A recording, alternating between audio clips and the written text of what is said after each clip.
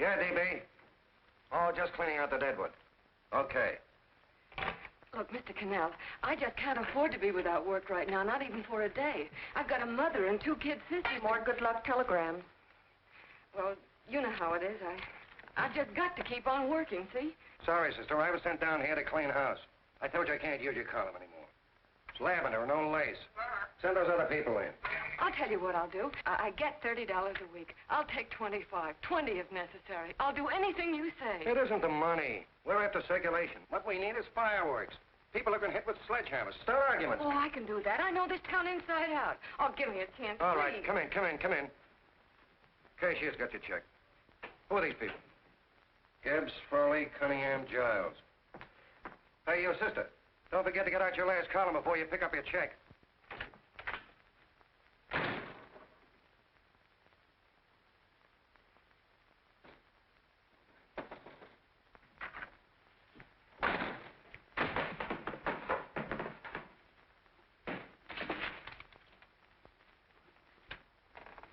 You're a couple of sticks shy in your column, man. Big rich slob like D.B. Norton buys a paper and 40 heads are chopped off.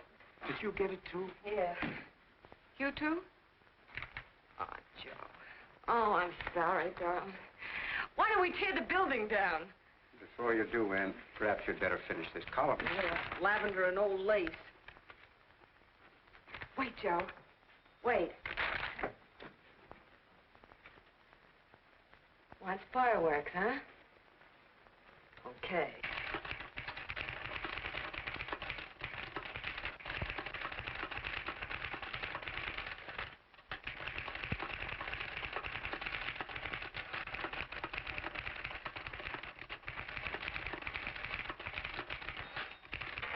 Here.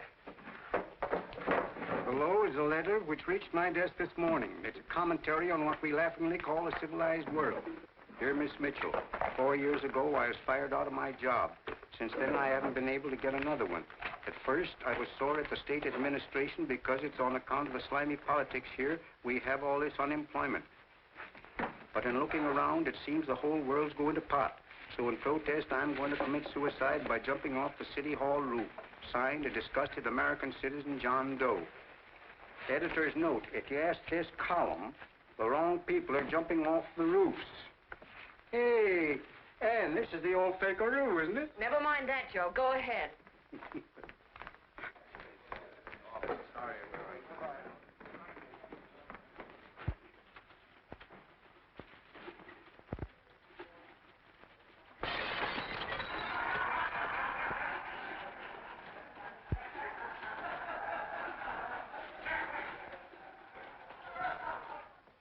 And it's because of the slimy politics that we have all this unemployment here. There it is. That's D.B. Norton's opening attack on the governor. Why, Jim, it's just a letter sent into a column. No, I can smell it. That's Norton. Good morning, gentlemen. Good morning, Governor. Morning, Governor. You're rather early. Governor, did you happen to see this in a new bulletin? Yes.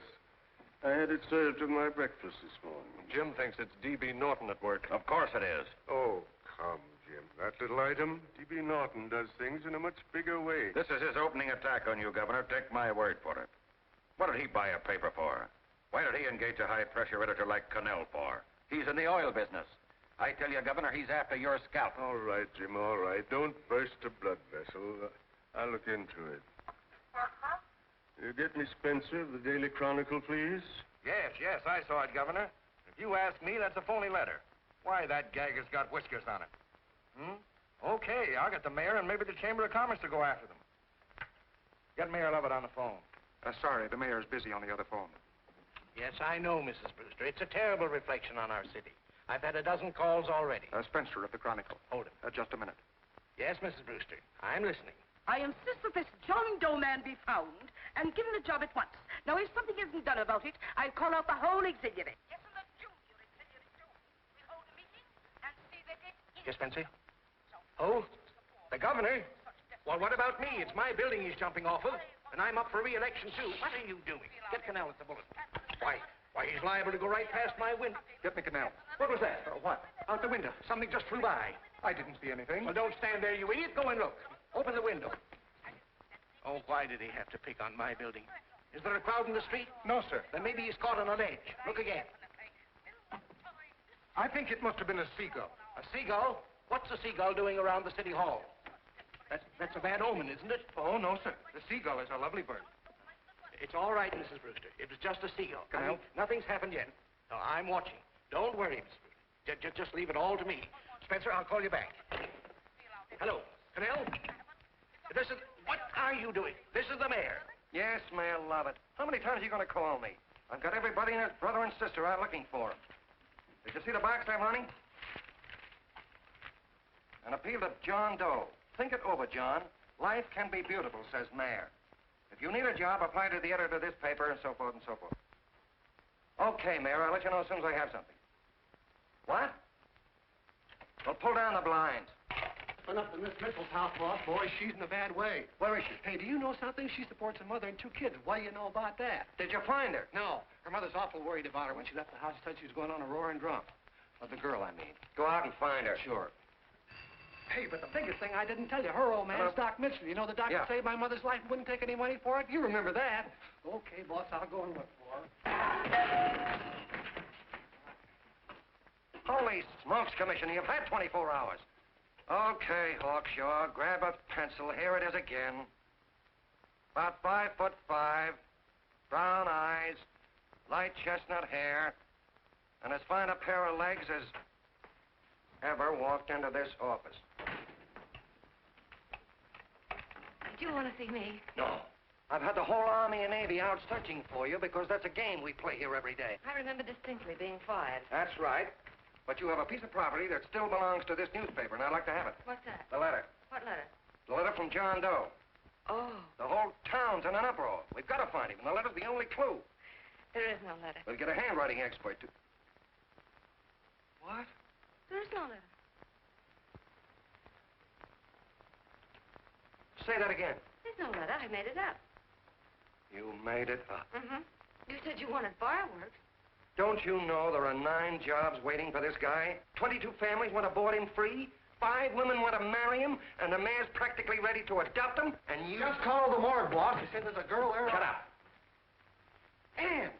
Say, why didn't you... Hey. Only one thing to do, Hank. Drop the whole business quickly. How? Run its story. Say John Doe was in here and is sorry he wrote the letter and... That's right. They've got it, sure. He came in here, and I made him change his mind. Bulletin editor saves John Doe's life. Well, it's perfect. I'll have Ned write it up. Oh, Ned, I got a story I want you to... Wait a minute. Listen, you great, big, wonderful genius of a newspaper man. You came down here to shoot some life into this dying paper, didn't you? Well, the whole town's curious about John Doe, and boom, just like that, you're going to bury him. There's enough circulation in that man to start a shortage in the ink market. In what man? John Doe. What John Doe? John Doe, the one I made up. Look, genius, now look. Suppose there was a John Doe and he walked into this office. What would you do? Find him a job and forget about the whole business, I suppose, huh? Not me. I'd make a deal with him. A deal? Sure, when you get hold of a stunt that sells papers, you don't drop it like a hot potato. Well, this is good for at least a couple of months. You know what I'd do? Between now and, let's say, Christmas when he's going to jump, I'd run a daily on. Starting with his boyhood, his schooling, his first job. A wide-eyed youngster facing a chaotic world. The problem of the average man, of all the John Does in the world. Now, then comes the drama. He meets discouragement. He finds the world his feet of clay. His ideals crumble. So what does he do? He decides to commit suicide and protest against the state of civilization. He thinks of the river, but no. No, he has a better idea. The city hall. Why? Because he wants to attract attention. He wants to get a few things off his chest, and that's the only way he can get himself heard. So? So he writes me a letter, and I dig him up. He pours out his soul to me. And from now on, we quote, I protest by John Doe. He protests against all the evils in the world. The greed, the lust, the hate, the fear. All of man's inhumanity to man. Arguments will start. Should he commit suicide or should he not? People will write in pleading with him. But no, sir, John Doe will remain adamant. On Christmas Eve, hot or cold, he goes. See? Very pretty. Very pretty indeed, Miss Mitchell. But would you mind telling me who goes on Christmas Eve? John Doe. What John Doe? The one we hire for the job, you lunkhead. Wait a minute. Let me get this through this lame brain of mine. Are you suggesting we go out and hire someone to say he's going to commit suicide on Christmas Eve? Is that it? Well, you're catching on. Who, for instance? Anybody. Beanie'll do. Why, sure. Who, me? Jump off a... Oh, no, any time at Christmas. I'm superstitious.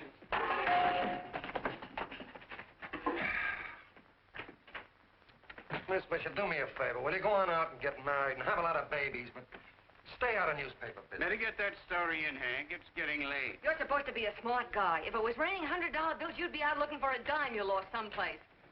Holy smokes, wasting my time listening to this mad woman. Look, Chief, look at the Chronicle. It's running on John Doe. They say it's a fake. Why, the no good to... John Doe story amateur journalism. It's palpably phony. It's a wonder anyone is taking it serious. What do you think of those guys? That's fine. That's fine. Now fall right into their laps. Go ahead. Say John Doe walked in and called the whole thing off. You know what that's going to sound like on top of this. That's all, Ned. Thank you. All right. Amateur journalism, huh? Why, that bunch of sophomores, I can teach them more about... Hey, boss, get a load of this. Wow. Look. What do they want? They all say they wrote the John Doe letter. Yeah, boss. Oh, they all wrote the letter. Tell them all to wait. Look, Mr. Cannell, one of those men is your John Doe. They're desperate and will do anything for a cup of coffee. Pick one out and you can make the Chronicle eat their words. I'm beginning to like this. If you ask me, Hank, you're playing around with dynamite. No. The gal's right. We can't let the Chronicle get the laugh on us. We've got to produce a John Doe now. Amateur journalism, huh? I'll show those guys. Sure, and there's no reason for them to find out the truth either, because naturally I won't say anything. Okay, sister, you get your job back. That's a bonus. What bonus? Or the bonus of $1,000 the Chronicle was going to pay me for this little document. You'll find it says, I, Ann Mitchell, hereby certify that the John Doe letter was created by me. I can read. Sorry. You think this is worth $1,000, do you? Oh, the Chronicle would consider it dirt cheap. Packs everything, including a gun. Okay, sister, you got yourself a deal. Now let's take a look at the candidates. The one we pick has got to be the typical average man. Typical American that can keep his mouth shut. Show me an American who can keep his mouth shut and I'll eat him. Okay, Beanie, bring him in one at a time.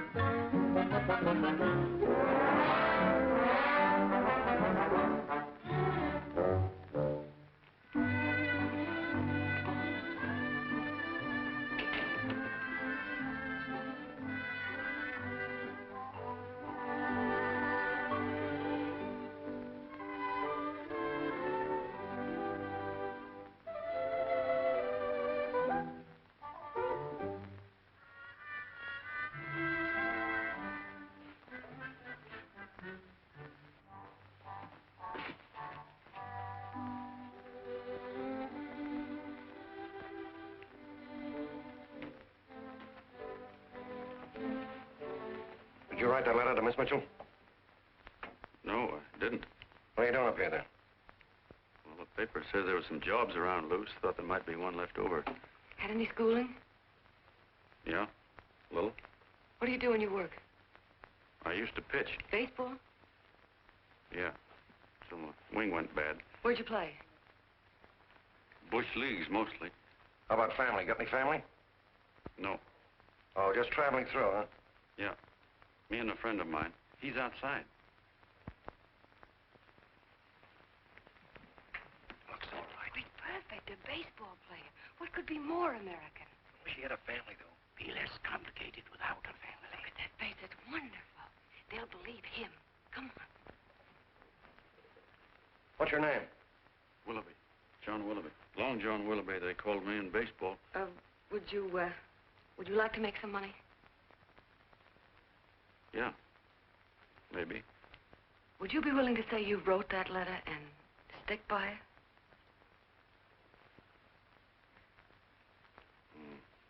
I get the idea. Yeah. Maybe. That's our man. He's made to order. I don't know. He don't seem like the kind of a guy that'd fall in line. When you're desperate for money, you do a lot of things, Mr. Cannell. He's our man, I tell you. He's fainted. Come on, Get some water, quickly. Hurry up, Pop. Oh. Right here, sit down. Huh? You all right? Yeah, I'm all right. How many is that, 6?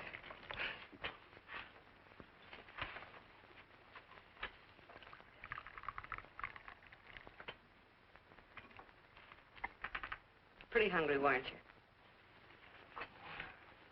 this John Doe business is batty, if you ask me. Well, nobody asked you. Trying to improve the world by jumping off buildings. You couldn't improve the world if the buildings jumped on you. Don't mind the colonel. He hates people. He liked you well enough to stick around.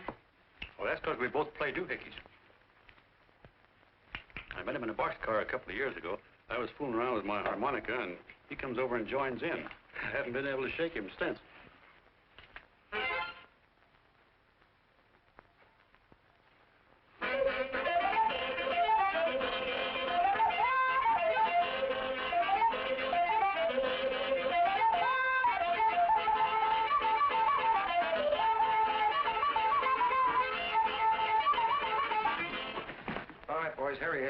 No, you can't take pictures of him like that, eating a sandwich and with a beard. But he's going to jump off a building. Yes, but not because he's out of a job. That's not news. This man's going to jump as a matter of principle. Well, maybe you're right. We'll clean him up and put him in a hotel room under bodyguards. We'll make a mystery out of him. Did you speak to Mr. Norton? Thinks it's terrific. Says for us to go the limit. Wants us to build a bonfire under every big shot in the state. Oh, swell. Is that the contract? Yeah. What's he doing here? Friend of his. They play duets together. Duets? But can we trust him? Oh. I trust him. Oh, you trusted me. Well, that's fine. I suppose he trusts you, too. Oh, stop worrying. He's all right. Okay, but we don't want more than a couple of hundred people in on this thing. Now, the first thing I want is an exact copy of the John Doe letter in your own handwriting. I've got it already. Here. Now, that's fine. Now, I want you to sign this agreement. It gives us an exclusive story under your name, day by day, from now until Christmas. On December 26th, you get one railroad ticket out of town. And the bulletin agrees to pay to have your lawn fixed. That's what you want, isn't it? Yeah, but it's got to be by Bonesetter Brown. Okay, Bonesetter Brown goes. Here, sign it. Meanwhile, here's $50 spending money. That's fine. Beanie? Yes, boss. Take charge of him. Get him a suite at the Imperial and hire some bodyguards. Yeah, and some new clothes, Beanie. You think we better have him to louse? Yeah. Both of them? Yes, both of them, but don't let them out of your sight. Hey, Beanie, gray suit, huh? Yes. Okay, fellas.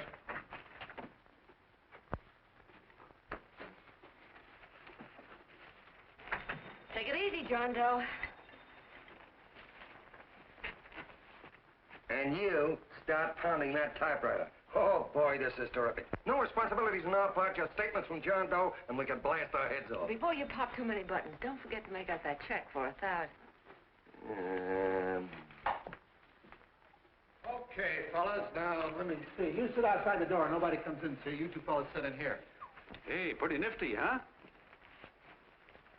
You ain't gonna get me to stay here. Sure you are. No, sir. That spot under the bridge where we slept last night's good enough for me.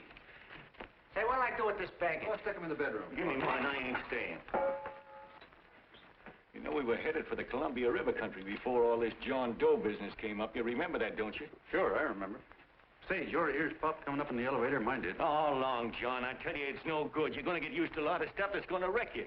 Why, that $50 in your pocket's beginning to show up on you already. And don't pull that on me, neither. Stop worrying, Colonel. I want to get my arm fixed out of this. Hey, here's some cigars the boss sent us. Have one. Hey, Help cigars. yourself. No.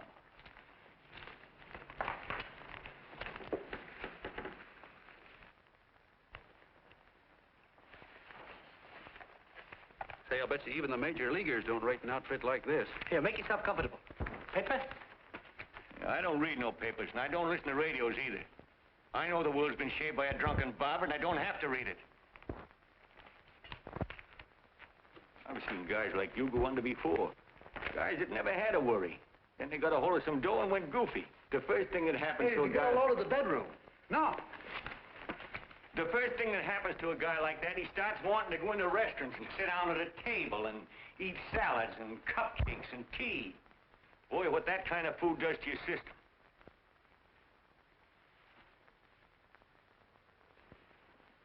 The next thing the dope wants is a room. Yes, sir, a room with steam heat, and curtains and rugs, and before you know it, he's all softened up and he can't sleep unless he has a bed. Hey, stop worrying, Colonel. $50 ain't gonna ruin me. I've seen plenty of fellas start out with $50 and wind up with a bank account. Hey, what's the matter with the bank account, anyway? And let me tell you, Long John, when you become a guy with a bank account, they got you. Yes, sir, they got you. Who's got him? The helots. Who? Hey, there's the City Hall tower I was supposed to jump off of. It's even higher than this. Who's got him? The helots. Woo! Hey, wait a minute! You're not supposed to jump on Christmas Eve. Do you want to get me in a jam? If it's going to get you in the jam, I'll do you a favor. I won't jump.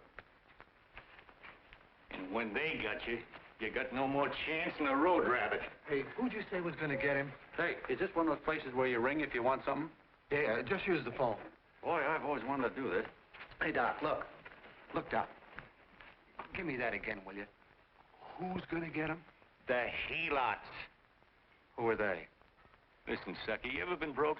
Sure, mostly often. All right. You're walking along. Not a nickel in your jeans. You're free as the wind. Nobody bothers you. Hundreds of people pass you by in every line of business. Shoes, hats, automobiles, radios, furniture, everything. And they're all nice, lovable people. And they let you alone. Is that right? Then you get a hold of some dough, and what happens? All those nice, sweet, lovable people become helots. A lot of heels. They begin creeping up on you, trying to sell you something. They get long claws, and they get a stranglehold on you. And you squirm, and you duck, and you holler, and you try to push them away, but you haven't got a chance. They got you. First thing you know, you own things. A car, for instance. Now your whole life is messed up with a lot more stuff. You get license fees, and number plates, and gas, and oil, and taxes, and insurance, and identification cards, and letters, and bills, and flat tires, and dents, and traffic tickets, and motorcycle cops, and courtrooms, and lawyers, and fines, and a million and one other things. And what happens? You're not the free and happy guy you used to be. You gotta have money to pay for all those things. So you go after what the other fellas got. And there you are. You're a helot yourself.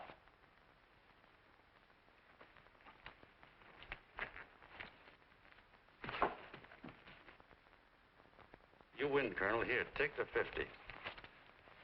Go out and get rid of it. You bet I will, just as fast as I can. I'm gonna get some canned goods, a fishing rod, and the rest I'm gonna give away. Give away?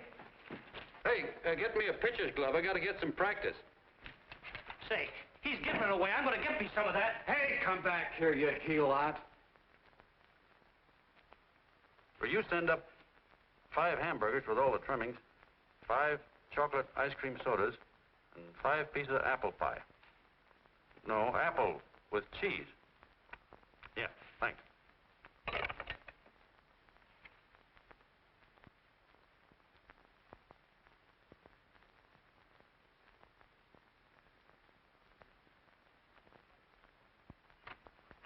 Hello there. Well, well. If it isn't the man about town. All set, Miss Ann. Hmm? Oh, yes. Let's go. Let's see, we want some action in these pictures. Action? Mm-hmm. That's good. No. This man's going to jump off a roof. Oh. Here, wait a minute. Let me comb your hair. Sit down. Yeah, that's better.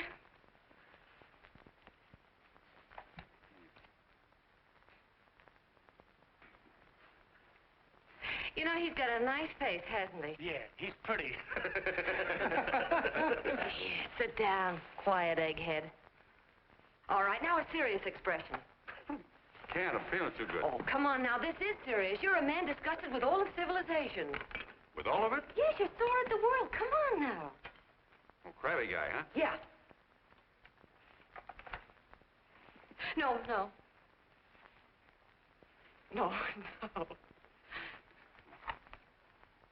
No, look. You don't have to smell the world. Well, all those guys in the Never picture mind stand- those guys. All right, stand up. Now, let's see what you look like when you protest. Against what? Against anything, just protest. You got me. Oh, look, I'm the umpire, and you just cut the heart of the plate with your fast one, and I called it a ball. What would you do? Oh, you're dead, huh? Yeah. Why can't you call him right, you boneheaded... Grab it!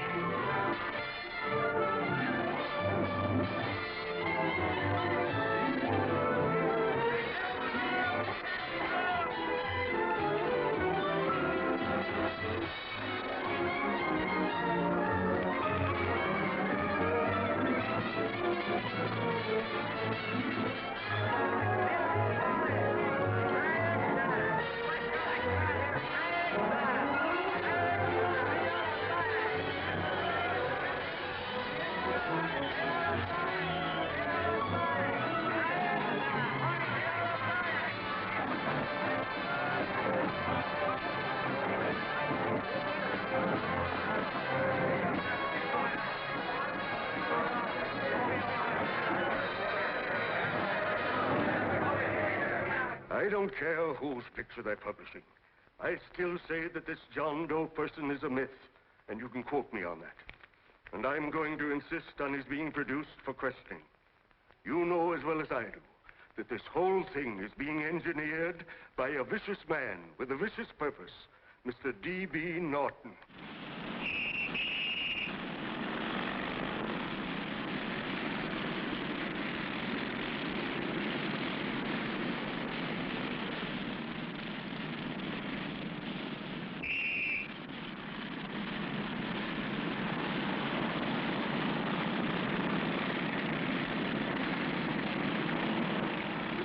And Miss Mitchell are at the house, sir. Oh, they are? All right. Come on.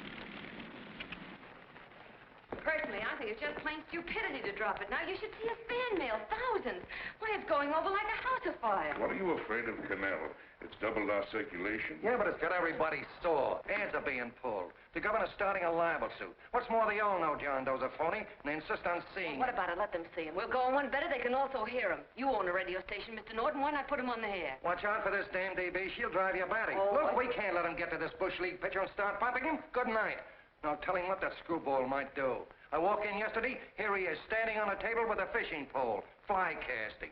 Take my advice and get him out of town before this thing explodes in our faces. If you do, Mr. Norton, you're just as much of a dumb cluck as he is. Excuse me. No, you got yourself a meal ticket and you hate to Sure, let it's go. a meal ticket for me, I admit it, but it's also a windfall for somebody like Mr. Norton who's trying to crash national politics. That's what you bought the newspaper for, isn't it? You want to reach a lot of people, don't you? Well, put John Doe in the air and you can reach 130 million of them. He can say anything he wants and they'll listen to him. All right, we'll forget the governor and the mayor and all the small fry like that. This can arouse national interest. If he made a hit around here, he can do it every place else in the country. And you'll be pulling the strings, Mr. Norton. Go down to the office and arrange for some radio time. But, DB, you're not I going want to it fall... as soon as possible. Okay. I just came in to get warm myself. Come on, let's go. Don't you go. I want to talk to you.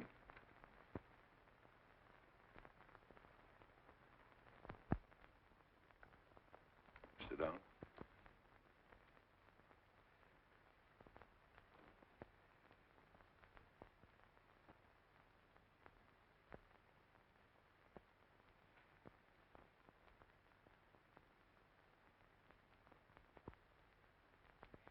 Yeah, this John Doe idea was yours, huh? Yes, sir.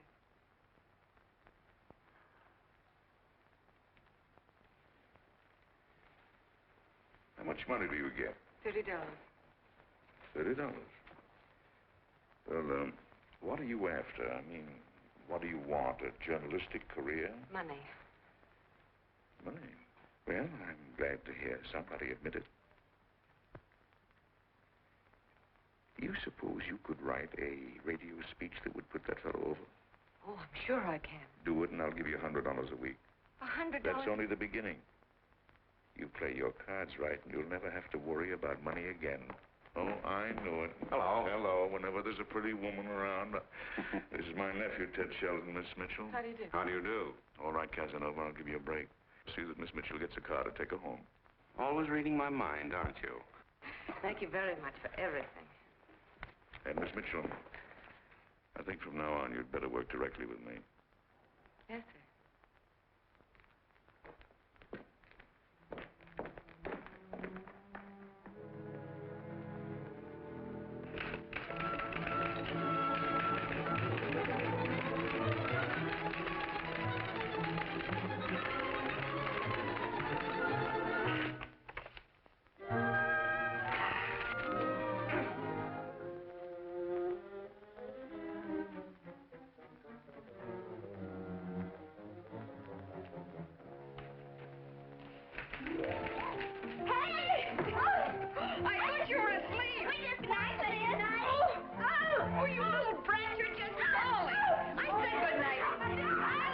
Come, children. It's past your bedtime. Come on. Now, scooch off Stay far through me. I'm done. I'll never get this speech right. Oh, yes, you will, Ann, dear. You're very clever. Yeah, I know. What are you looking for? Your purse, I need $10. What for? I gave you 50 just the other day. Yes, I know, dear, but Mrs. Burke had her baby yesterday. 9 pounds. And there wasn't a thing in the house. And then the community chest lady came. And the 50's all gone, huh? Who's the 10 for? The Websters. The Websters. You remember those lovely people your father used to take care of. I thought I'd buy them some groceries. Oh, Anne, dear, it's a shame those... You're marvelous, Ma. You're just like Father used to be. Do you realize a couple of weeks ago we didn't have enough to eat ourselves? Well, yes, I know, dear, but these people are in such need. And we have plenty now. If you're thinking of that $1,000, forget it. It's practically all gone. We owed everybody in town. Now, you just got to stop giving all your money away. Oh, Anne, dear. Oh, I'm sorry, Ma. Oh, don't pay any attention to me. I guess I'm just upset about all this. Gee whiz, here I am with a great opportunity to get somewhere, to give us security for once in our lives, and I'm stuck. If I could put this over, your Mrs. Burke can have 6 babies. You mean this speech you're writing? Yeah, I don't know. I simply can't get it to gel. I created somebody who's going to give up his life for a principle. Hundreds of thousands of people are going to listen to him over the radio. And unless he says something that's, well, that's sensational, it's just no good. Well, honey, of course, I don't know what kind of a speech you're trying to write, but judging from the samples I've read, I don't think anybody will listen. What? Darling, there's so many complaining political speeches. People are tired of hearing nothing but doom and despair on the radio. If you're going to have him say anything, why don't you let him say something simple and real, something with hope in it? If your father were alive, he'd know what to say. Yeah. Father certainly would. Wait a minute.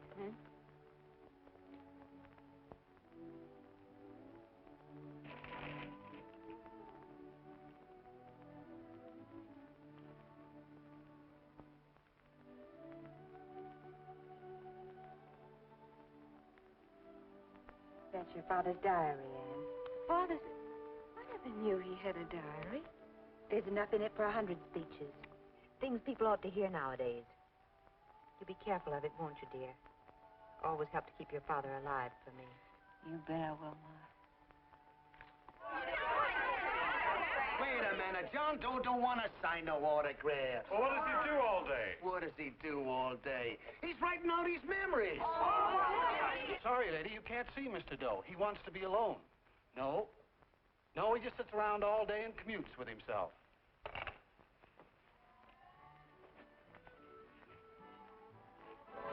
Oh!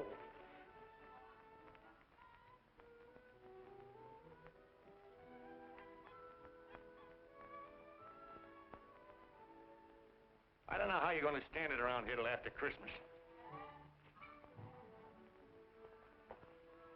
I'll bet you ain't heard a train whistle in 2 weeks.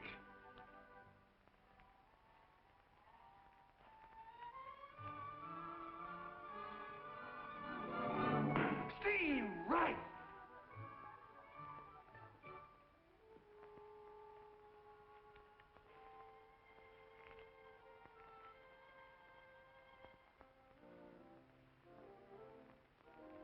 I know why you're hanging around.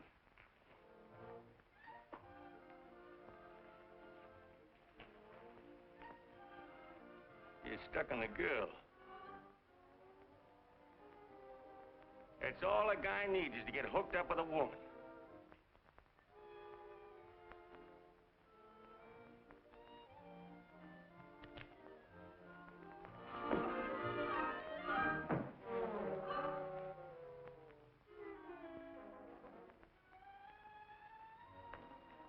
What was that, a single? First baseman dropped the ball. Butterfingers. Tough luck, pal.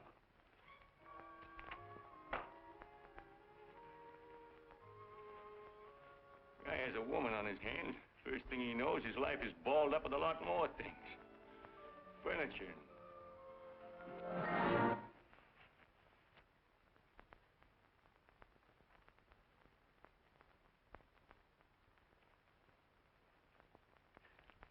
Did you get him? You're out. Swell. What's this, the end of the 8th? 9.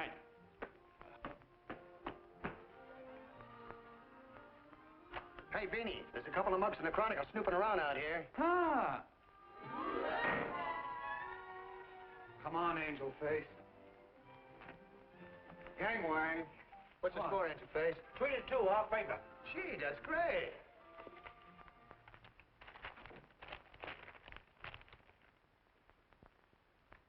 Hey, you got swell form there. Must have been a pretty good pitcher. Pretty good. Say, I was just about ready for the major leagues when I chipped a bone in my elbow. I got it pitching a 19-inning game. 19? Yeah. There was a major league scout there watching me, too. And he came down after a game of the contract. You know what? I couldn't lift my arm to sign it. I'll be okay, though, as soon as I get it fixed up. It's too bad. What do you mean, too bad? Huh? Oh, that you'll never be able to play again. What are you talking about? I just told you I was going to get... Well, you know how they are in baseball if a guy's mixed up in a racket. Racket? What do you mean?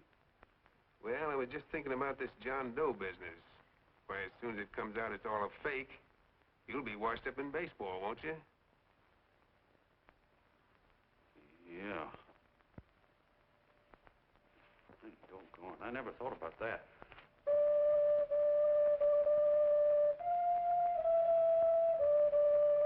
Gosh. And another thing, what about all the kids in the country? The kids that idolize ball players. What are they going to think about you? Yeah. Hey, Colonel. Did you hear that? I gotta figure some way out of this thing. Elevators are still running. I know one way you can do it. How? Well, when you get up there on the radio, all you have to do is to say the whole thing's a frame-up. Make you a hero sure as you're born. Yeah, but how am I going to get my arm fixed? Well, that's a cinch. I know somebody that'll give you $5,000 just to get up on the radio and tell the truth. $5,000? Yeah, $5,000, and he gets it right away. You don't have to wait till Christmas. Look out, Long John. They're closing in on you. Say, who's putting up this dough? Fellow runs the Chronicle. Here's the speech you make, and it's all written out for you. $5,000. Holy mackerel, I can see the helots coming, the whole army of them. It's on the level.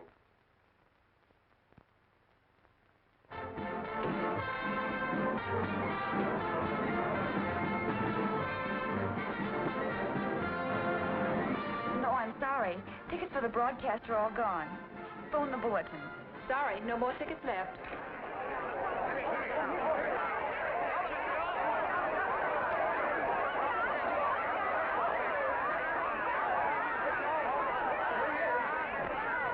Oh, John, all set for the big night? Well. Turn around. One moment. Now stand still. A big smile, Miss Joe. Okay, Jeannie, that's all. Take him now. Now, look, John, here's the speech. It's in caps and double space. You won't have any trouble reading it.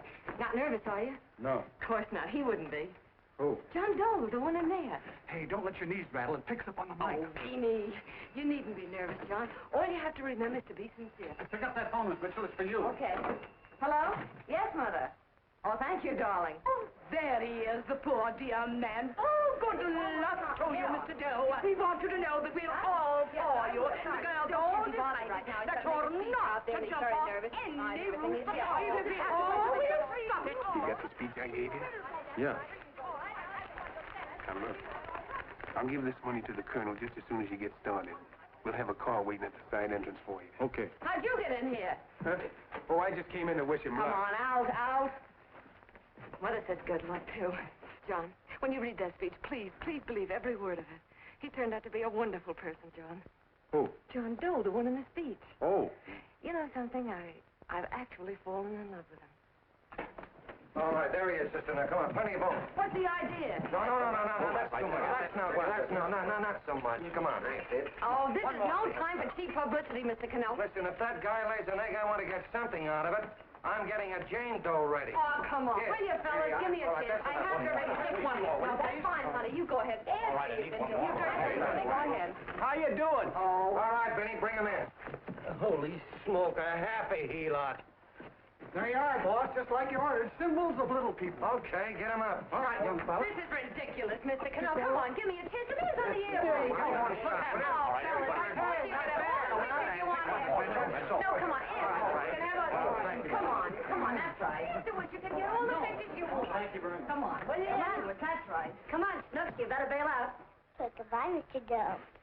Beanie. All right. Better get ready. 1 minute to go. Wow, Hey, 1 minute to go. Our score is nothing to nothing.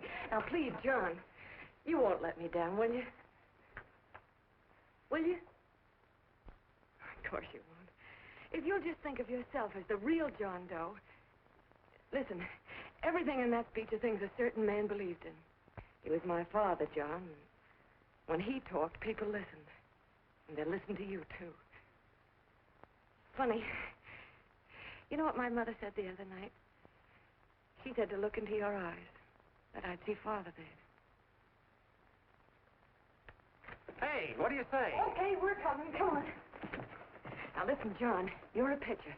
Now get in there and pitch. Good luck. Give him room, let him through. Come on.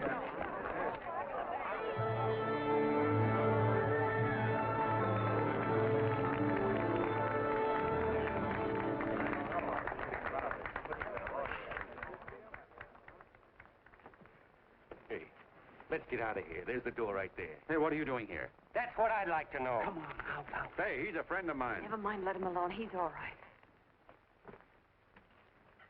I'll be right over there pulling for you. No, John, over here.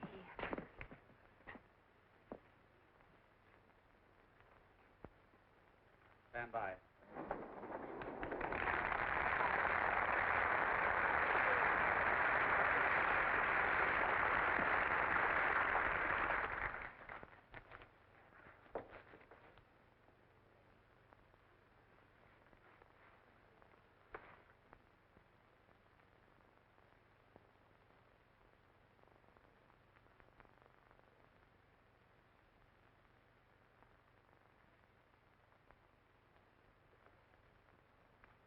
Phone the Chronicle. Tell them to start getting those extras out.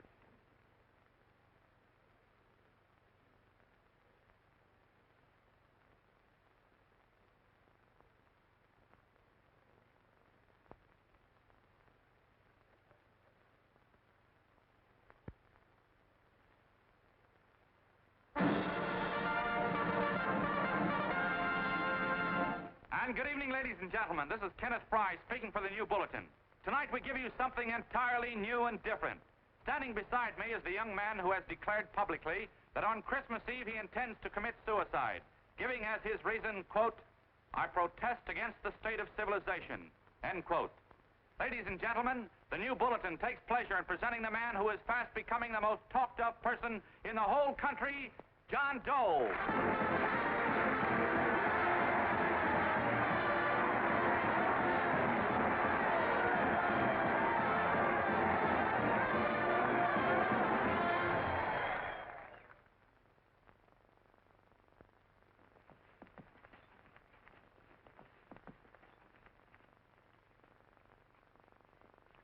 Ladies and gentlemen, I am the man you all know as John Doe. I took that name because it seems to describe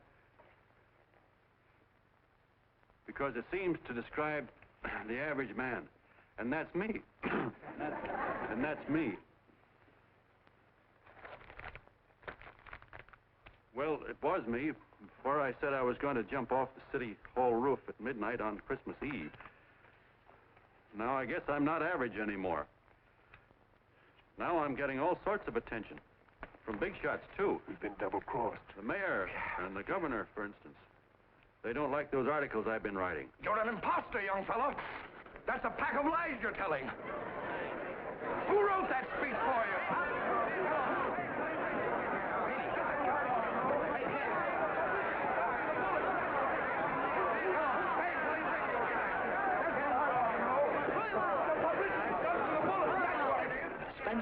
Ladies and gentlemen, the disturbance you just heard was caused by someone in the audience who tried to heckle Mr. Doe. The speech will continue.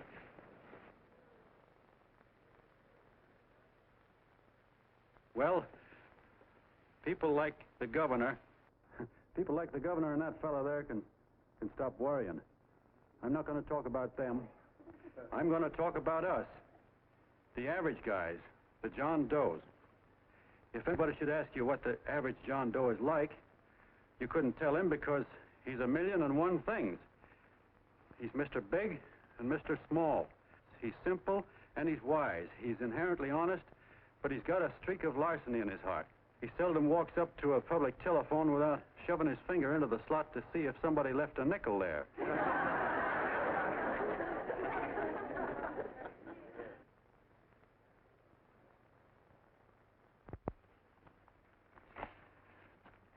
He's the man the ads are written for. He's the feller everybody sells things to.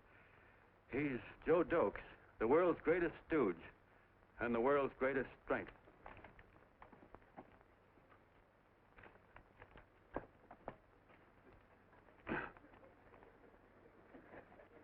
Yes, sir.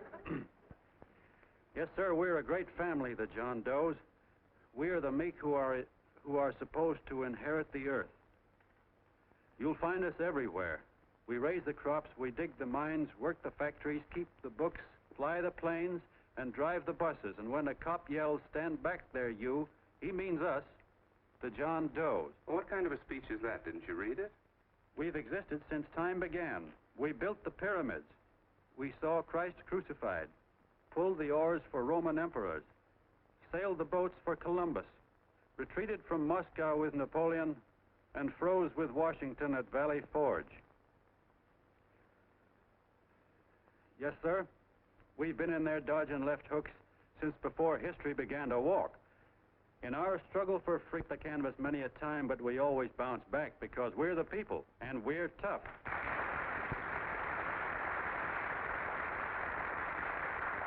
They've started a lot of talk about free people going soft, that we can't take it. That's a lot of hooey. A free people can beat the world at anything, from war to tiddlywinks, if we all pull in the same direction.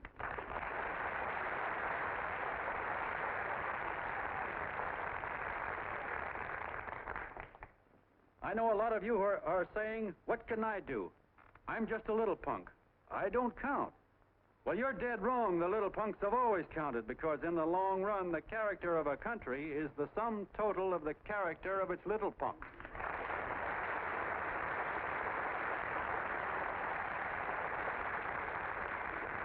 But we've all got to get in there and pitch. We can't win the old ball game unless we have teamwork. And that's where every John Doe comes in. It's up to him to get together with his teammate. And your teammate, my friends, is the guy next door to you. Your neighbor. He's a terribly important guy, that guy next door. You're going to need him, and he's going to need you, so look him up. If he's sick, call on him. If he's hungry, feed him. If he's out of a job, find him one. To most of you, your neighbor is a stranger, a guy with a barking dog and a high fence around him. Now, you can't be a stranger to any guy that's on your own team. So tear down the fence that separates you. Tear down the fence, and you'll tear down a lot of hates and prejudices. Tear down all the fences in the country, and you'll really have teamwork.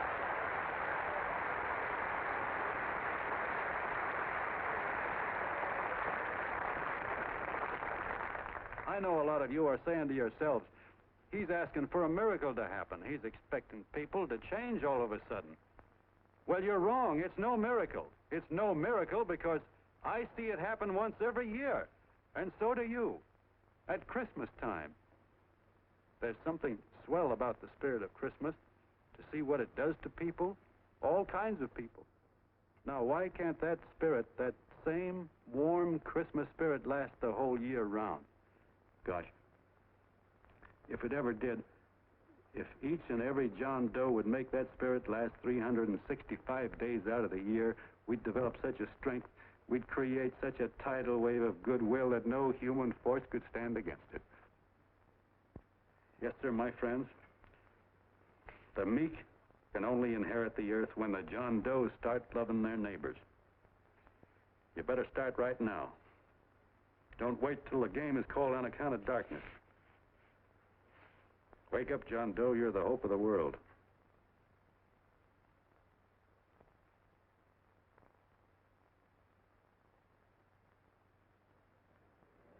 John, you go wonderful.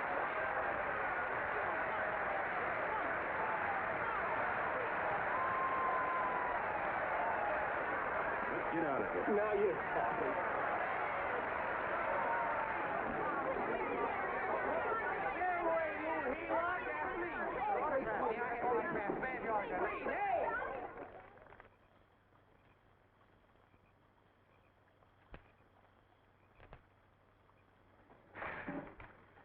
knew you'd wake up sooner or later. Boy, am I glad we got out of that mess. I had the $5,000 sewed up. Could have been on my way to old Doc Brown. You're a pitcher, John, she says. Now, go in there and pitch. What a sucker. Yeah, she's a heel-out just like the rest of them. It's lucky you got away from her. What was I doing up there making a speech anyway? Me, huh? Geez, the more I think about it, the more I could... Tear down all the fences. Why, if you tore one picket off of your neighbor's fence, he'd sue you. $5,000 had it right in my hand. What do you mean he ran away? We'll go after him, find him. That man is terrific.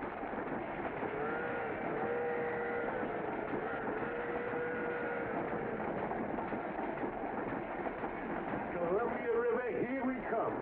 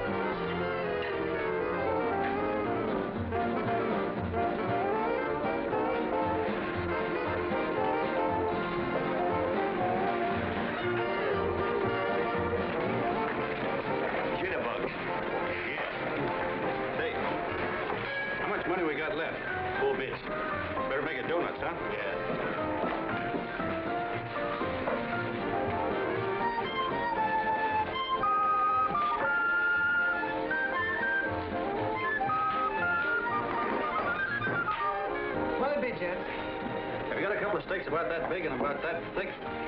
Yeah, with hash brown potatoes and tomatoes and apple pie and ice cream and coffee. And donuts, I know. Hey, Ma, Seekers, a fair. Seekers, a fair, coming up. Glad he took the tea out of there.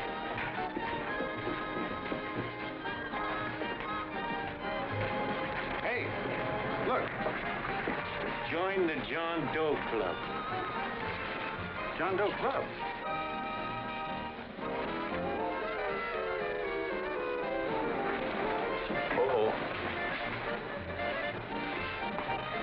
You John Doe? Who? John Doe. Ah, you need glasses, buddy. Oh, but it's a spitting image of John Doe. Yeah, but his name is Willoughby. I'm John Willoughby. I'm a baseball player. Sure. Oh, no, I'd know that voice anyway. You can't kid me. You John Doe. Hey, Ma! Ma! That's John Doe. John Doe? Yeah, sitting right there, big as life. Who'd you say it was? John Doe, the big guy there. I know. Pictures in the paper. That's John Guy. John Doe. John Doe.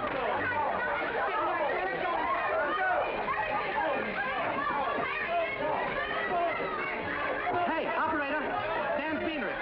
Call everybody in town. John Doe was just in my place. Yeah, he ordered donuts.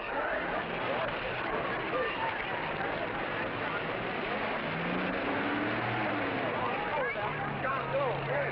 See John Doe. Come on.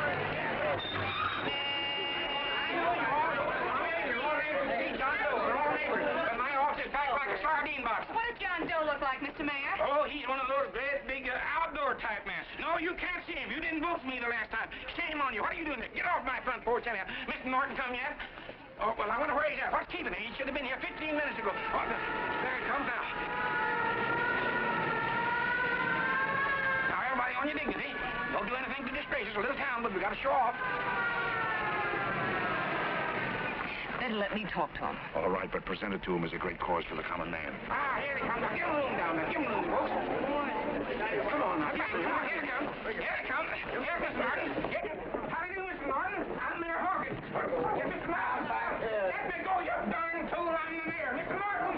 Mr. Norton. Mr. Norton. I'm Mayor Hawkins. Your office telephoned me to hold him. Well, that's fine. How is he? Oh, he's fine. He's right in my office there. You know, it's a great honor having John Doe here, and you too. Haven't had so much excitement since the old City Hall burned down.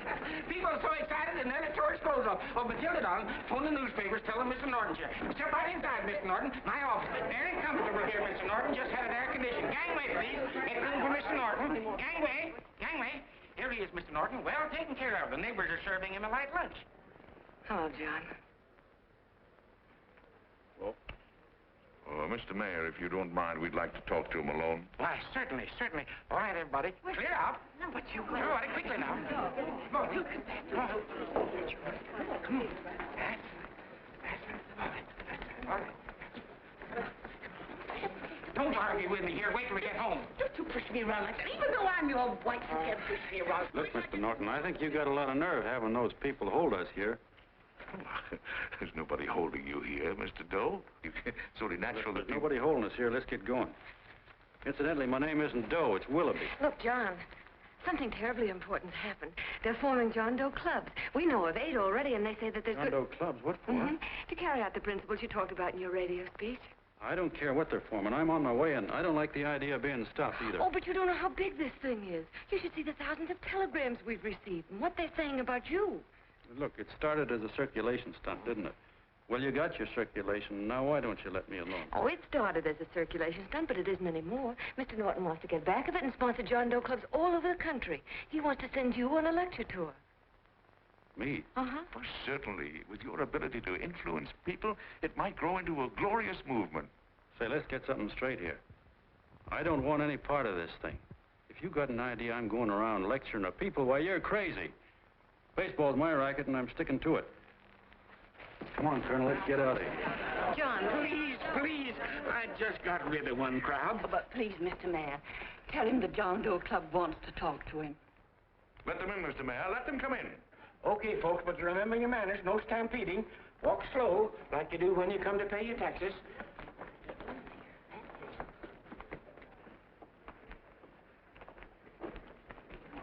Okay. All right, give me a chance. come right in. My name's Bert Hanson, Mr. Doe. I'm the head soda jerker at Schwabacker's drugstore. Well, sir, you see, me and my wife, we heard your broadcast, and we got quite a bang out of it. Especially my wife. Kept me up half the night saying, that man's right, honey. The trouble with the world is nobody gives a hoot about his neighbor. That's why everybody in town's sore and cranky at each other. And I kept saying, well, that's fine, but how's a guy going to go around loving the kind of neighbors we got? Old Sourpuss, for instance. You see, Sourpuss Smithers is a guy who lives all alone next door to us. He's a cranky old man that runs a second-hand furniture store. We haven't spoken to him for years. I always figured he was an ornery old gent that hated the world because he was always slamming his garage door and playing the radio so loud he kept half the neighbors up. Well, anyway, the next morning I'm out watering the lawn and I look over and there's Sourpuss on the other side of the hedge straightening out a dent in his fender. And my wife yells to me out the window. She says, go on, speak to him, Bert. And I figured, well, heck, I can't lose anything, so I yelled over to him, good morning, Mr. Smithers. He went right on pounding his fender. Was I burned? So I turned around to give my wife a dirty look, and she said, louder, louder, he didn't hear you. So in a voice you could have heard in the next county, I yelled, good morning, Mr. Smithers. Well, sir, you could have knocked me over with a feather. Old Sourpuss turned around surprised-like, and he put on a big smile, came over and took my hand like an old lodge brother, and he said, good morning, Hanson. I've been wanting to talk to you for years, only I thought you didn't like me. And then he started chatting away like a happy little kid, and he got so excited his eyes all... Well, Mr. Doe, before we got through, I found out Smithers is a swell egg, only he's pretty deaf, and that accounts for all the noises. And he says it's a shame how little we know about our neighbors. And then he got an idea, and he said, how's about inviting everybody someplace where we can all get together and know each other a little better? Well, I'm feeling so good by this time, I'm ripe for anything, so Smithers goes around the neighborhood inviting everybody to a meeting at the schoolhouse, and I tell everybody that comes in the store, including Mr. Schwabacker, my boss. I'm talking too much. Well, I'll be doggone if over 40 people don't show up. Of course, none of us knew what to do, but we sure got a kick out of seeing how glad everybody was just to say hello to one another. Tell him about making Sourpuss chairman. Oh, yeah, we made Sourpuss chairman and decided to call ourselves the John Doe Club. And say, incidentally, this is my wife. Come here, honey. This is my wife, Mr. Doe. How do you do, Mr. Doe? It's our puss is here, too. Oh, is he? This is Sourpuss, or excuse me, Mr. Smithers, Mr. Doe. That's all right. If you didn't call me Sourpuss, it wouldn't feel natural. Well, anyway, I guess nearly everybody in the neighborhood came except the Delaney's. The Delaney's live in a big house with an iron fence around it, and they always keep their blinds drawn. And we always figured that he was just an old miser that sat back counting his money, so why bother about inviting him? Until Grimes, the milkman, spoke up, and he said, say, you've got the Delaney's all wrong. And then he tells us about how they canceled their milk last week, and how when he found a note in the bottle, he got kind of curious-like, and he sort of peeked in under the blinds and found the house was empty. If you ask me, he says, they're starving. Old man Delaney has been bringing his furniture over to my place at night, one piece at a time, and selling it. Yeah. And, well, sir, a half dozen of us ran over there to fetch him, and we brought him to the meeting. And what a reception they got. Why, everybody shook hands with him and made a fuss over him, and, well, finally, Mr. and Mrs. Delaney just sat right down and cried. And then we started to find out about a lot of other people. Yeah, sure. Well, you know Grubel, for instance. Grubel's here. Yeah, that's a... You don't know Grubel, but he's the man that everybody figured was the worst no-account in the neighborhood because he was living like a hermit, and nobody would have anything to do with him. That isn't Little Murphy. The postman told us the truth. Why, Grubel, he says, he lives out of garbage cans because he won't take charity, because it'd ruin his self-respect, he says. Just like you said on the radio, Mr. Doe. Well, sir, about a dozen families got together and gave Grubel a job watering their lawns. Isn't that wonderful? And then we found jobs for 6 other people, and they've all gone off for leave. Yeah, and my boss, Mr. Schwabecker, made a job in his warehouse for old man Delaney. And he gave you that $5 raise. Yeah, wasn't that swell? Why, Bert, I feel slighted. I'd like to join, but nobody asked me. I'm sorry, Mayor, but we voted that no politician could join. Just the John Does of the neighborhood, because you know how politicians are. Well, the reason we wanted to tell you this, Mr. Doe, was to give you an idea of what you've started. And from where I'm sitting, I don't see any sense in you jumping off any building. No. Well, thank you for listening. Goodbye, Mr. Doe. You're a wonderful man. And it strikes me you can be mighty useful walking around for a while.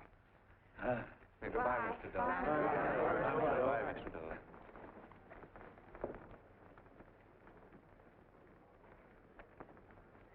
I'm Mrs. Delaney, Mr. Doe. And God bless you, my boy.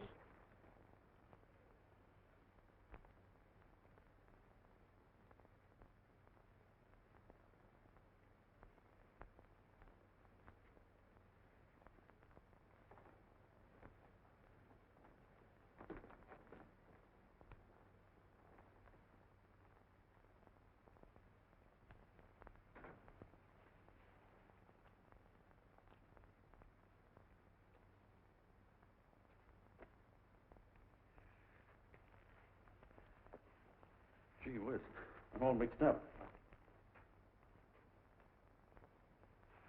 I don't get it. Look, all those swell people think I'm going to jump off a building or something. I never had any such idea. Gosh. The fellow'd have to be a mighty fine example himself to go around telling other people how to... Say, look, what happened the other night was on account of Miss Mitchell here. She wrote the stuff. Don't you see what a wonderful thing this can be? But we need you, John. You're hooked. I can see that right now. They got you. Well, I'm through. For 3 years, I've been trying to get you up to the Columbia River country. First it was your glass arm, then it was the radio, and now it's the John Doe clubs. Well, I ain't waiting another minute. Gangway, you helots! Hey, Colonel, wait a minute. I want you personally to go along with John Doe and Miss Mitchell and handle the press and the radio. Me? Yes, I don't want to take any chances. And Johnson. Yes, Stevie? Your crew will do the mop-up job. They'll follow John Doe into every town, see that the clubs are properly organized and the charters issued. Right. There are only 8 flags up there now. I want to see that map covered before we get through.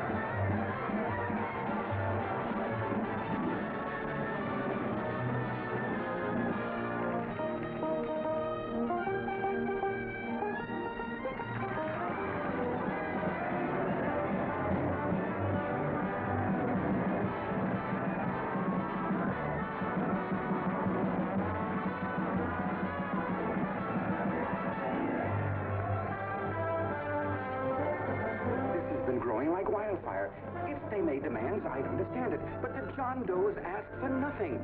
People are going off relief. If this keeps up, I'll be out of a job. As soon as it gets strong enough, we'll find out what John Doe wants. 30 every Thursday. 60 at 60. Who knows what? I'm sorry, boss. They just won't let anybody talk politics to them. It's crazy. We've got to get to them. They represent millions of voters.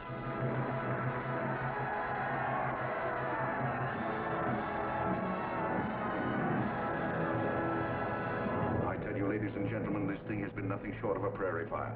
We've received so many applications for charters to the John Doe clubs, we haven't been able to take care of them. I'd hate to have that many pins stuck in me. This John Doe convention is a natural. It's going to put our city on the map.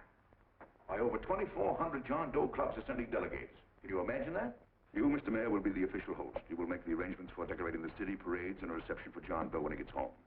And don't wear your high hat. No high hat? No high hat. And from you, Cannell, I want a special John Doe edition every day until the convention is over. And now, if you will, please step into the outer office and look your prettiest because there are photographers there to take pictures of this committee. Don't worry, D.B. Everything will be taken care of. Isn't it all too wonderful? Gather down here in a nice group and I'll get a nice picture of you. Oh, Mr. Mayor, would you step down in front row, please? You ladies get close to him. That's it. Well, I don't get it. Get what? Look, D.B., I'm supposed to know my way around. This John Doe movement has cost you a fortune. Now, this convention is going to cost plenty. Well? Well, I'm stuck with 2 and 2, and I'm a sucker if I can make 4 out of it. Where do you come in? I'll have the satisfaction of knowing that my money has been spent for a worthy cause. I see. I better stick to running the paper, huh? I think maybe you better have. And Cannell, I'd like to have the John Doe contract, all the receipts for the money we advanced him, and the letter Miss Mitchell wrote, which I gave her $1,000. Yes, sure. Well, we leave for the airport. Half an hour. Is that Johnny boy's room? Better hustle him up. He'll be ready on time. He's packing. Ah, good. Did you see his picture on the cover of Time? Yeah. I gotta give you credit, Annie girl. I've handled a good many big promotions in my time. Everything from a World Fair to a channel swimmer. But this one has certainly got me spinning. And now a John Doe convention. Wow. Say, if you could only get him to jump off the City Hall roof on Christmas Eve, I'd guarantee you 500,000 people there. Charlie. Huh? What do you make of him? Oh, Johnny boy? Well, I don't know what angle you want, but I'll give it to you quick. Number 1, he's got great yokel appeal, but he's a nice guy. Number 2, he's beginning to believe he really wrote that original suicide letter that you made up. Number 3, he thinks that you're Joan of Arc or something. Yeah, I know. Number 4, well, you know what number 4 is.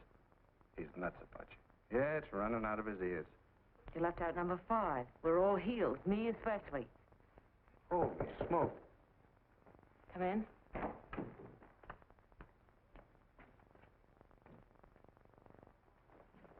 More pack. Good. I'll go and get Beanie Boy. Okay, Charlie boy.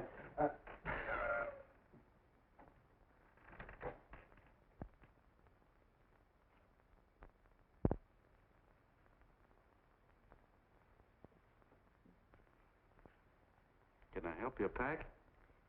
No, thank you.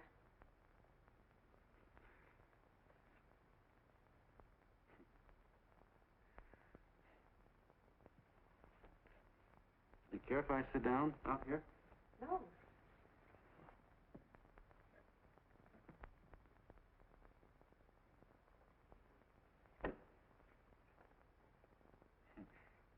You know, I had a crazy dream last night. It was about you. About me? Sure was crazy. I dreamt I was your father.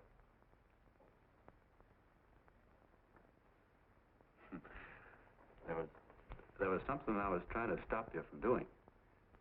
So I got up out of bed, and I walked right through the wall here, right straight into your room.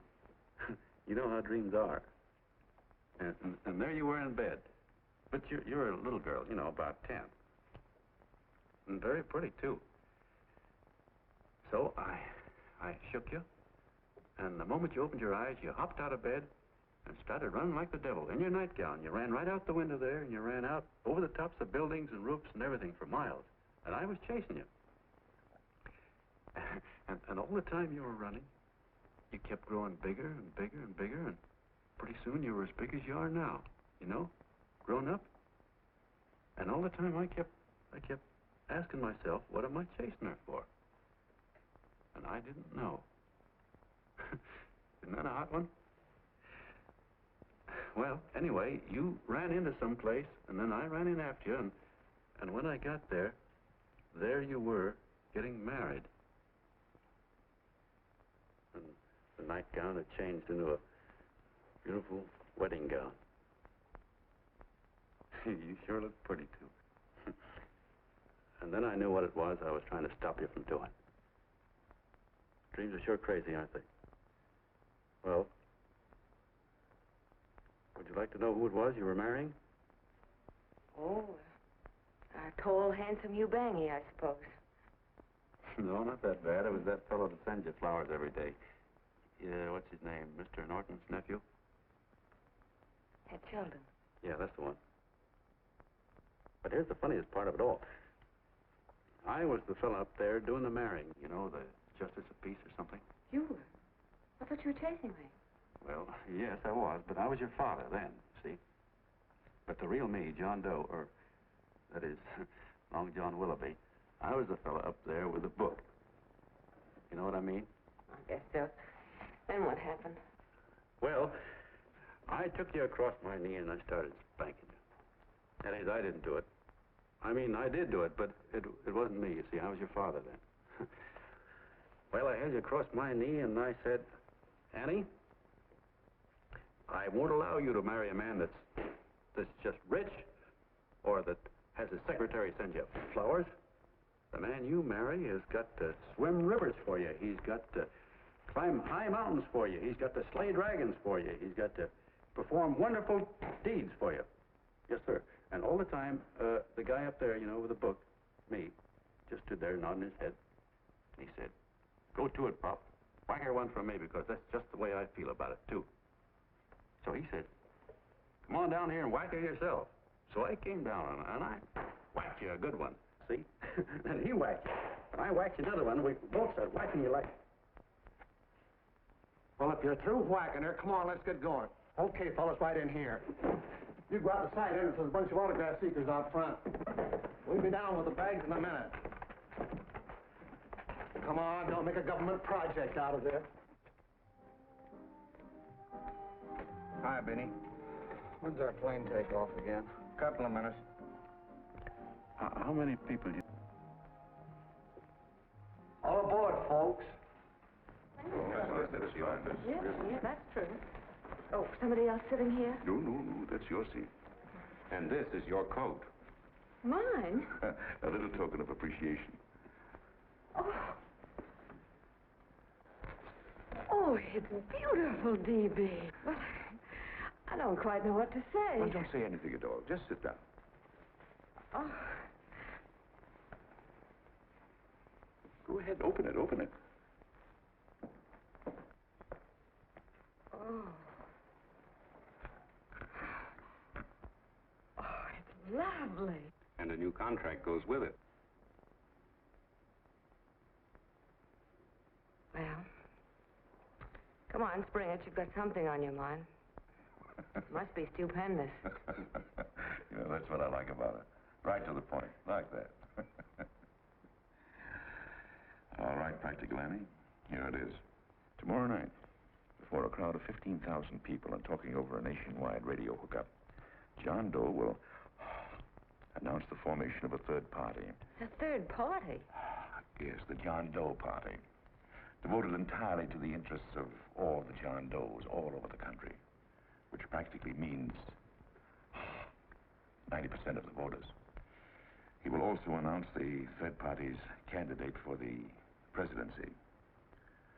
A man whom he personally recommends, a great humanitarian, the best friend the John Does have. Mr. D.B. Norton. Yes.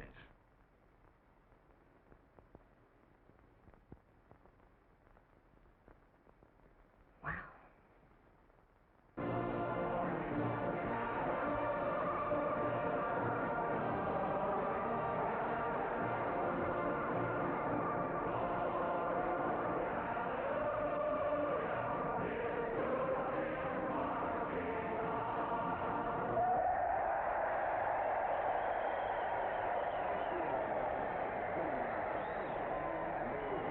although the opening of the convention is hours off, the delegates are already pouring into the ballpark by the droves, with lunch baskets, banners, and petitions asking John Doe not to jump off any roof. But no matter how you look at it, it's still a phenomenal movement.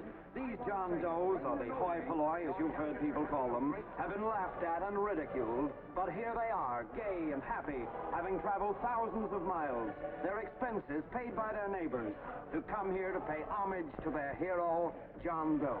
And in these days of wars and bombings, it's a hopeful sign that a simple idea like this can sweep the country.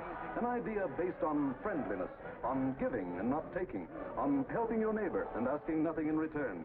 And if a thing like this can happen, don't let any of your grumbling friends tell you that humanity is falling apart.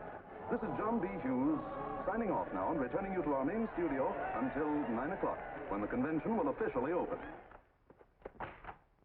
Oh, John, come in. Say, I'm kind of... It's raining out a little. That's all right. It's good to see you. Sit down.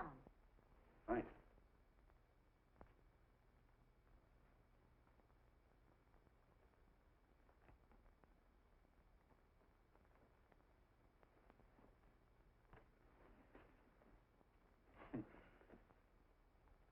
It's for Anne.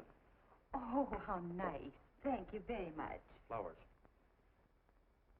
I'm terribly sorry she isn't here. She isn't? No, she just left. I'm surprised you didn't run into her. She went over to Mr. Norton's house. Oh. Did you want to see her about something important? Yeah. Well, no, it'll wait.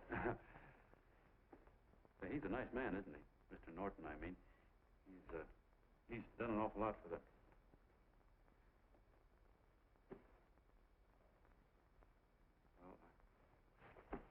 Say, my coat's pretty wet. I'm afraid I might have wet the couch a little.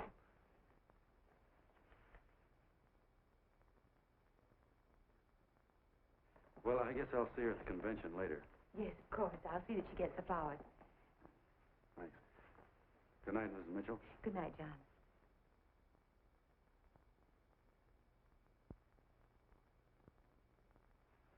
Say, Mrs. Mitchell, I'm kind of glad Anne isn't here. See, I came over here hoping to see her alone, and kind of hoping I wouldn't, too, you know what I mean? There was something I wanted to talk to her about. But, well, it'll wait, I guess. Good night. Good night, John. Say, look, Mrs. Mitchell, have you ever been married? Oh, I'm sure you have. Gosh, that's pretty silly. I guess you must think I'm kind of batty. Well, I guess I'd better be going at that. John, my husband said, I love you. Will you marry me? You did? What happened? I married him. Yeah, that's what I mean, see? It was easy as all that, huh? Yeah, but look, Mrs. Mitchell. You know, I love Anne, and it's going to be awfully hard for me to say it. Because, well, you know, she's so wonderful. And, well, the best I ever was a Bush League pitcher. And, you know, I think she's in love with another man. The one she made up. You know, the real John Doe. Well, that's pretty tough competition. I bet you he'd know how to say it all right. With me, I get up to it and around it and in back of it, but I never get right to it. You know what I mean?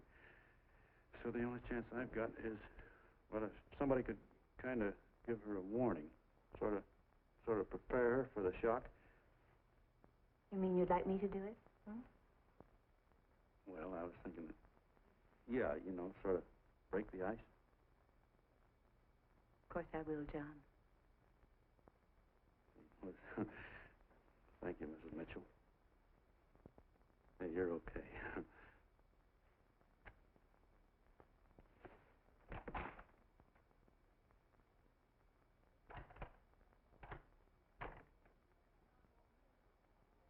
This John Doe meeting is going to be one of the biggest things that ever happened. Why, they're coming from all over. Trains, boxcars, wagons. Look out! Hello, bodyguard. Hey, had your dinner yet? That's it. Oh, that's all right. Look, no, go ahead and have your dinner. Wait a minute, John.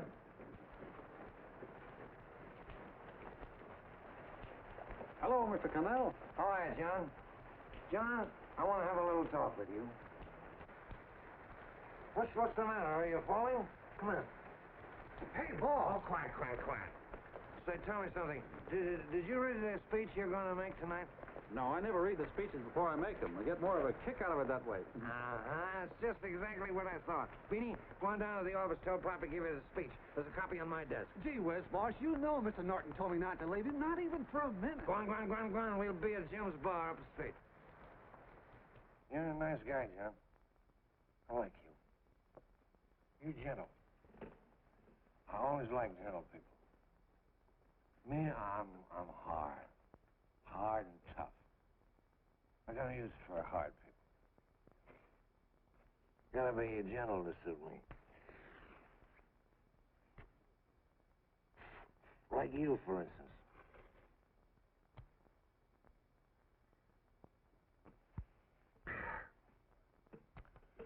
Yep, I'm hard. But you want to know something? I've got a weakness. Never guess that, would you? I have. Want to know this? Star-Spangled Banner. Screw you. Well, maybe it is, but play the Star-Spangled Banner. I'm a sucker for it. Always gets me right here.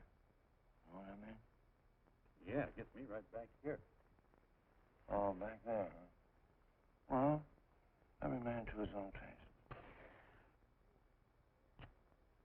You weren't old enough. You weren't old enough for the World War, were you, Jim? No, of course not. Oh, you must have been just kidding. I was just ripe and raring to go. You know what my old man did when I joined up? He joined up, too. Got to be a sergeant. And here's the kick for you. We were in the same outfit. Funny, huh? Hmm?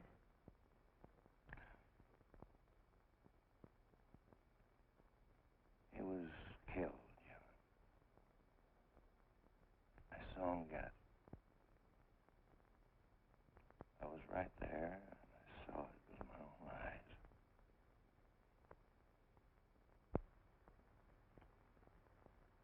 Me, I came out without a scratch.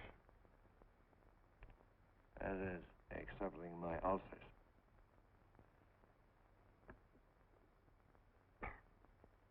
We should be drinking milk, you know. This stuff is poison. Hey, Tubby. Yes, Mr. Connell? What do you say, huh? All right. Yep, I'm a sucker for this country. I'm a sucker for the Star-Spangled Banner, and I'm a sucker for this country. I like what we got here. I like it. A guy can say what he wants and do what he wants without having a bayonet shoved through his belly. And that's all right, isn't it? You betcha. Yeah. We don't want anybody coming around changing it, do we? No, sir. When they do, I get mad. I get boiling mad. Right now, John, I'm sizzling. I get mad for a lot of other guys besides myself. I get mad for a guy named Washington, and a guy named Jefferson, and Lincoln. Lighthouses, John. Lighthouses in a foggy world. You know what I mean? Yeah, you bet. Listen, pal. This fifth column stuff is pretty rotten, isn't it? Yeah, it certainly is. And you'd feel like an awful sucker if you found yourself marching right in the middle of it, wouldn't you? You. Of course, you would have known it because you're gentle. But that's what you're doing. You're mixed up with a skunk, my boy. A no-good, dangerous skunk. So you're not talking about Mr. Norton, are you? I'm not talking about his grandfather's pet poodle. You must be wrong, Mr. Cannell. He's been marvelous about the John Doe clubs. Yeah? Say, you're sold on this John Doe ad, aren't you? Sure. Sure. I don't blame you. So am I. It's a beautiful miracle. A miracle that can only happen right here in the good old USA. And I think it's terrific. What do you think of that? Me, hard-boiled Cannell, and I think it's plenty terrific. All right. Now, supposing a certain unmentionable worm whose initials are DB was trying to use that to shove his way into the White House so he could put the screws on, so he could turn out the lights in those lighthouses. What would you say about that, huh? Nobody's going to do that, Mr. Cannell. They can't use the John Doe clubs for politics. That's the main idea. Is that so? Then what's a big political boss like Hammett doing in town? And a labor leader like Bennett? And a lot of other big shots are up at DB's house right now. Wolves, John. Wolves. Waiting to cut up the John Does. Wait till you get a gander at the speech you're going to make tonight. You're all wet. Miss Mitchell writes those speeches. Nobody can make her write that kind of stuff. They can't, huh? Who do you think writes them? My Aunt Emma? I know she writes them. Gets a big bonus for doing them, too. A mink coat and a diamond bracelet. Don't write them. Why, that gold-grabbing dame would double-cross her own mother for a handful of Chinese yams. Shut up. If you weren't drunk, I'd... Hey, boss. Here's the speech, boss. Hey. Go on and read it, John, and then start sucking. Hey, wait a minute, Mr. Doe. Tubby? Yes, sir. Better bring me a glass of milk. I'm smoking too much. Yes, Charlie? Got everything all set? Fine. John Doe been taken care of? Good. How many people do you think will be there? 15,000? Oh, my, that's fine. Now, listen, Charlie. As soon as John Doe stops talking about me, I want you to start that demonstration. And make it a big one, you understand? Don't worry about that, DB. My boys are there. They'll take care of it. What? Yes, I'll be there 15 minutes after I get your call. Why, Mr. Doe. Where are they? In the dining room.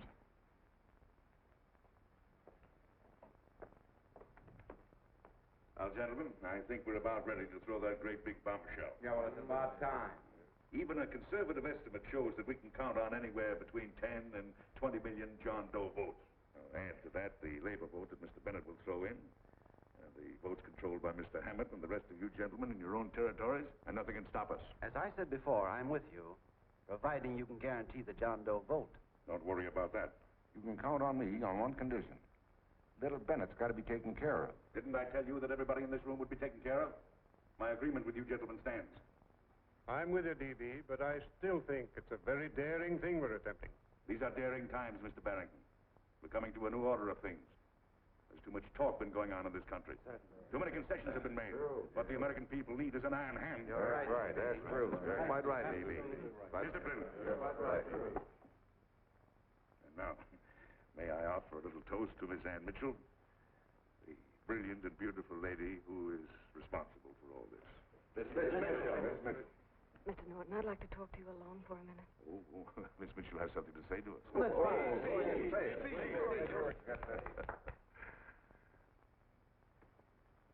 Hello.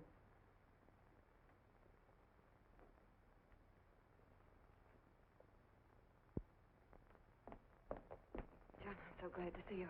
I was terribly worried. Did you write this? Yes, I did, John, but I had no idea what was going on. You didn't? No. That's a swell bracelet you're wearing. John, why aren't you at the convention?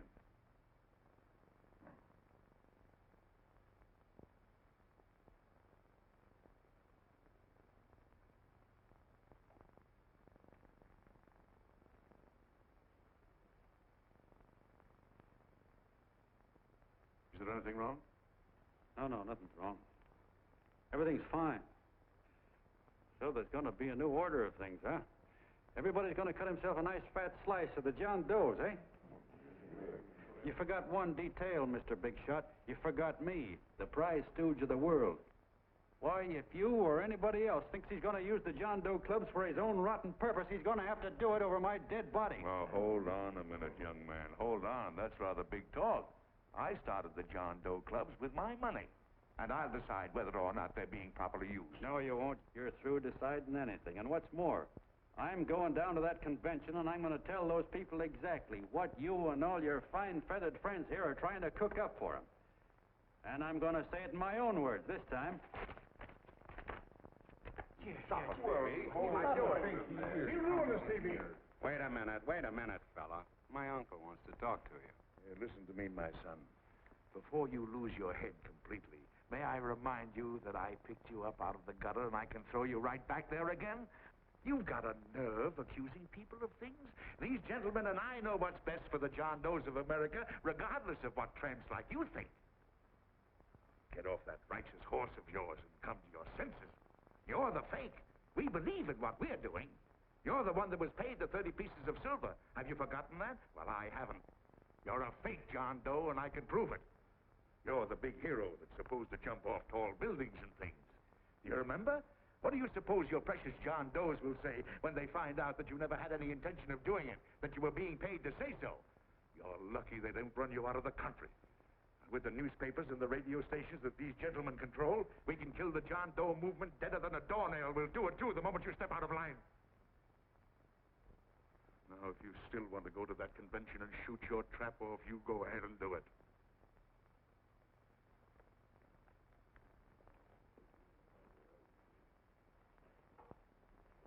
You mean to tell me you'd try to kill the John Doe movement if you can't use it to get what you want?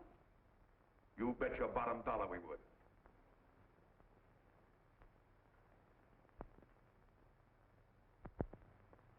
Well, that certainly is a new low.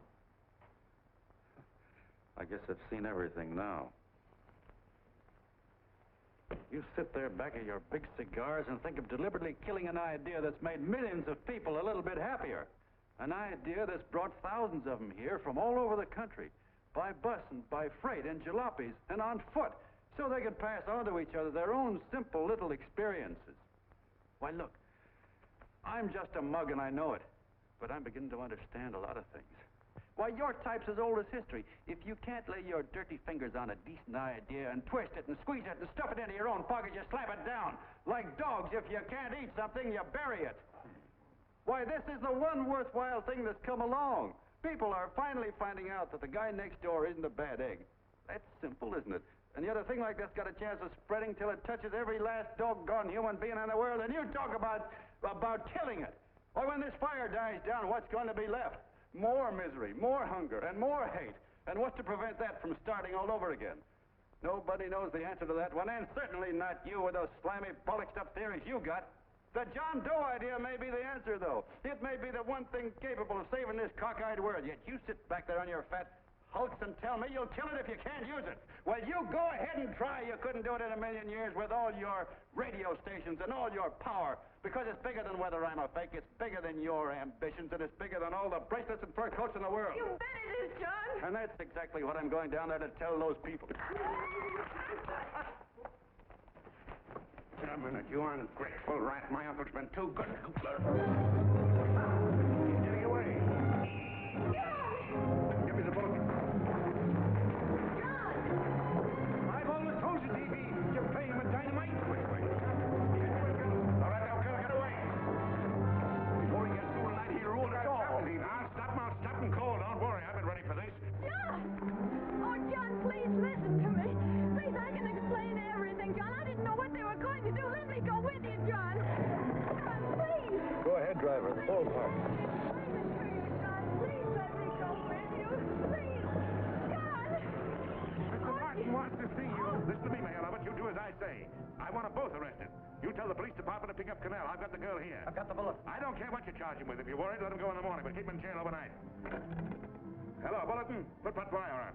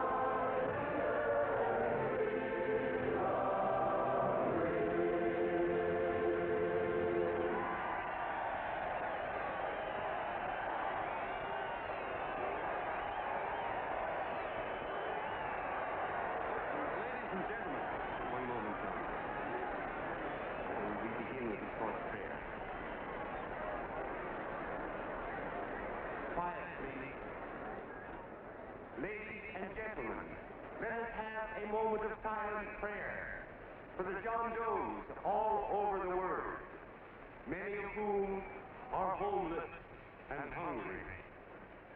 Rise, please. Everybody rise.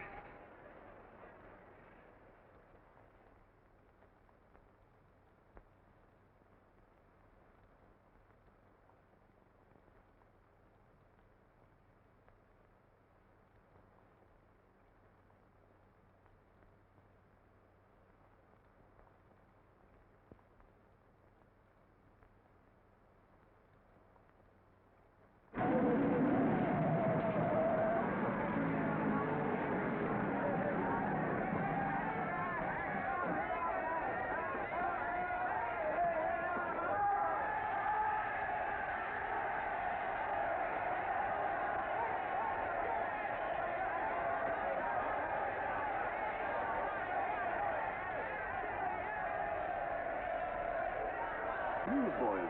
Hundreds of yelling newsboys are swarming into the park like locusts. They're yelling John Doe's a fake, fake.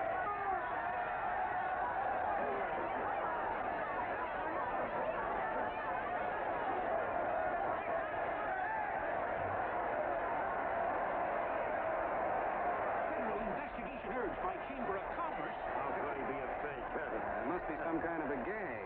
Oh, what? A gag. A gag.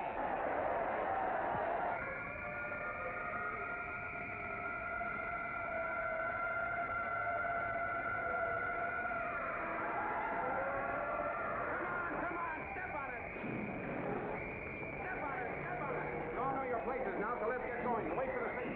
Hey, miss, will you autograph my balloon? Sure.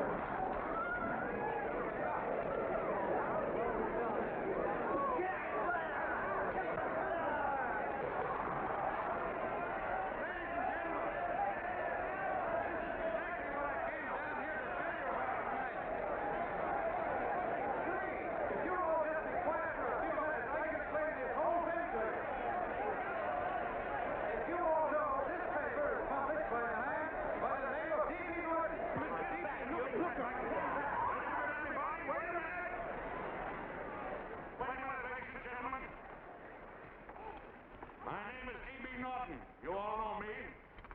I accuse this man of being a faker. We've been taken for a lot of suckers, and I'm the biggest of the lot.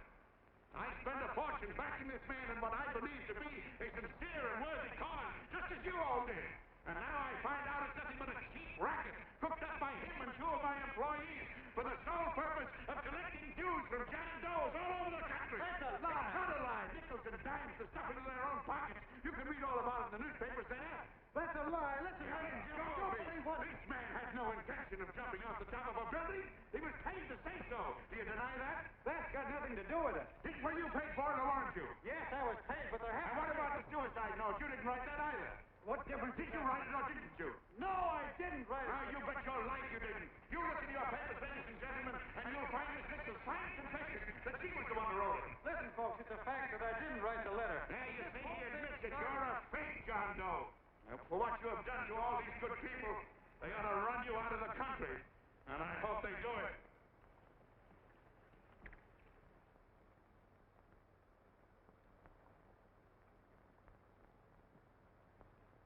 Speak up, John. We believe you. Please, listen, folks.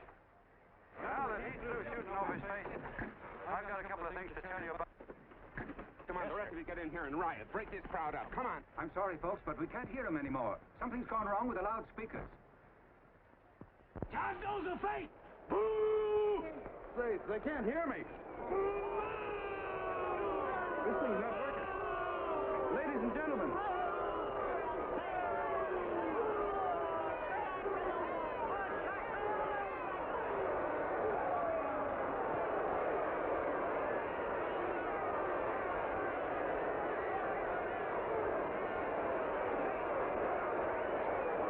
This thing's bigger than whether I'm a fake.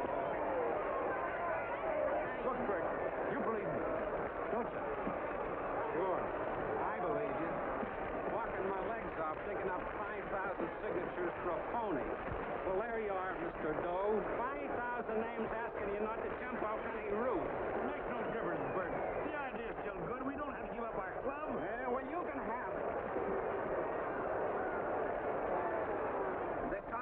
do things. Somebody's going to get hurt. I'm afraid it'll be John Doe. Listen to that mob. I'm gonna go to him. All right, lady. Let go. Let me go. I want to go to him. Oh, please. Please let me go. They're crucifying him. I can help him. Sorry, sister. We got orders to hold. Oh, it's removed. You see, it's a framer. And oh, mother, they won't let me go. They won't let me go. Listen, folks. You gotta listen to me, everybody. Back to that jungle, you hobo! Just another racket! Stick to your club. We've been fed baloney so long, we're getting used to it.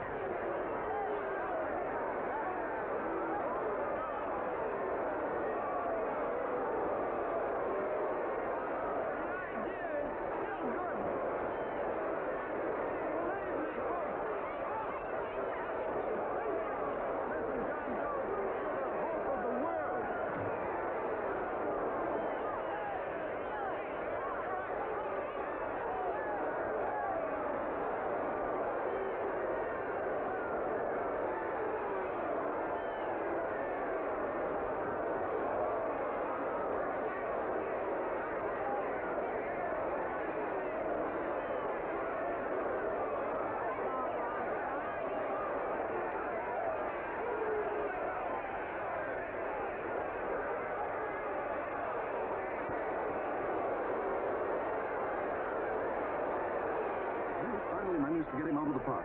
If that boy isn't hurt, it'll be a miracle. Ladies and gentlemen, this certainly looks like the end of the John Doe movement. Well, boys, you can chalk up another one to the Pontius Pilates.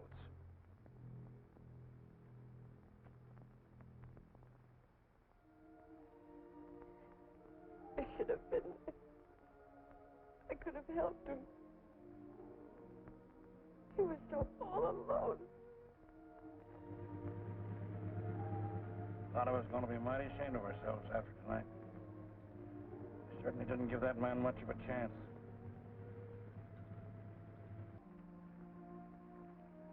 Have some more coffee, Long John? No thanks, Tom.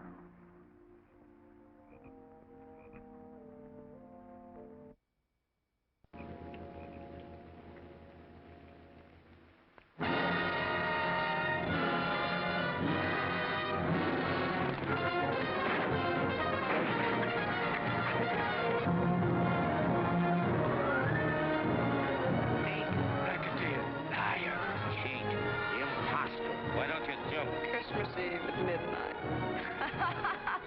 Fine, Mr. Doe. You're a wonderful man. And God bless you, my boy. Now get in there and catch him. You're a fake John Doe, and I can prove it. You're the big hero who's supposed to jump off tall buildings and things. You remember? What do you suppose your precious John Does will say when they find out that you never had any intention of doing it, that you were being paid to say so? Christmas Eve at midnight.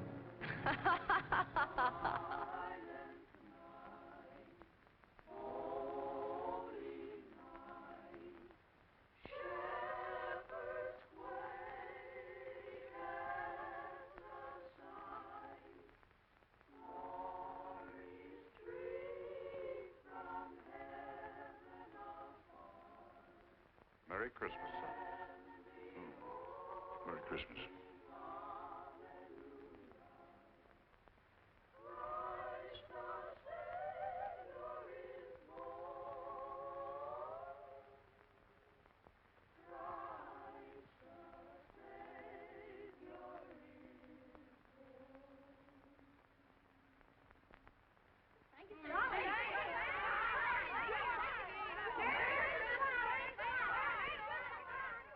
Who? John Doe. Is that screwball still around? Dame's been calling all day. Sure, I know. Yeah, at midnight, huh? Okay, lady. We'll have the place surrounded with nets. They're laughing at me.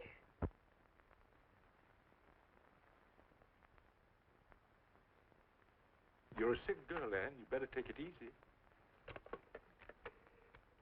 Whom are you calling now? You called that number not 10 minutes ago. Hello, Mr. Canal. Have you seen him yet? Have you... Now listen, Ann, he can't possibly get in without our seeing him. I'm watching the side door, and the colonel's out front, so stop worrying. Oh. Thank you.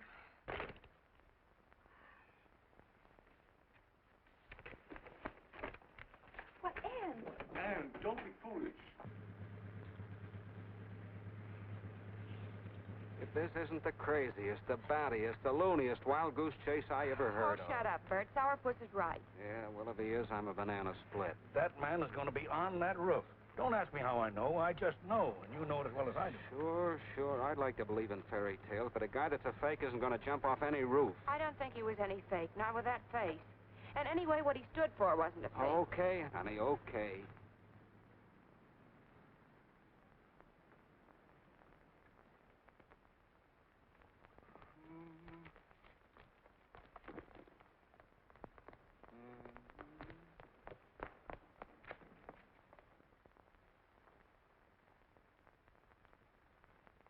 Elevators ain't running. Colonel, You shouldn't get out of bed, miss. has he been here? No. Have you seen him? I ain't seen him for a week. Where's Cannell? He's watching near the door. Oh, gee, you're swell.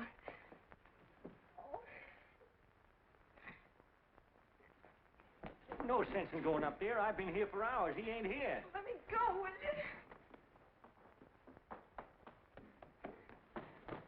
Now that's crazy. It's 14 floors.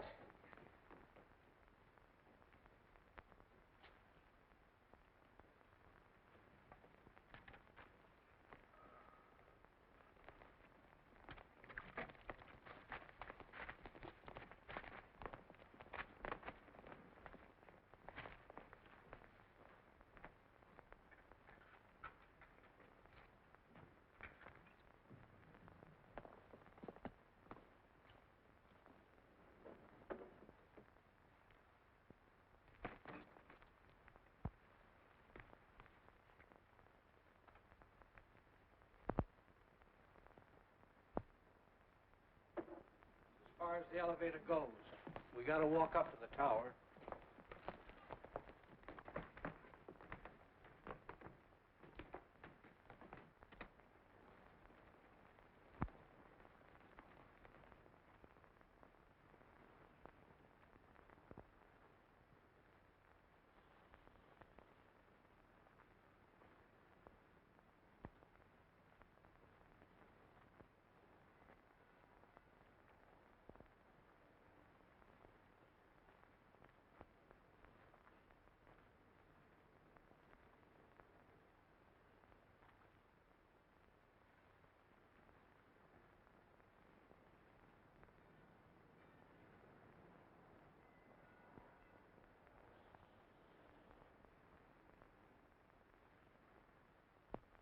That tramp is probably full of Christmas cheer and asleep in some flop house.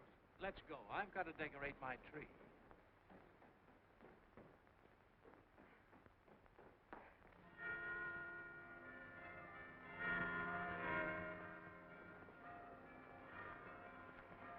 Well, I give up. I don't know what gave us the idea that we'd attempt anything like this. I guess you're right. I'm afraid the joke's on us. Let's go. I hope nobody finds out we've been here.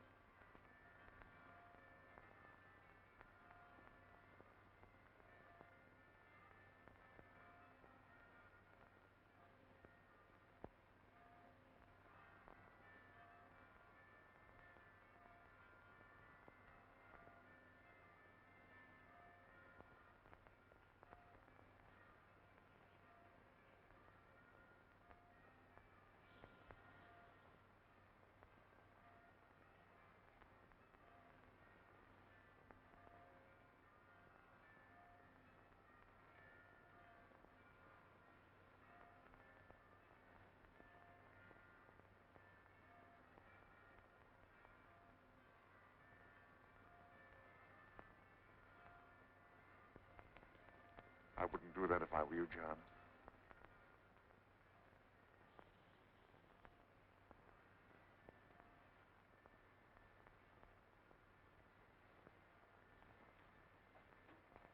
It'll do you no good. The mayor has policemen downstairs with instructions to remove all marks of identification you may have on your person. You will be buried in Potter's Field, and you will have accomplished nothing.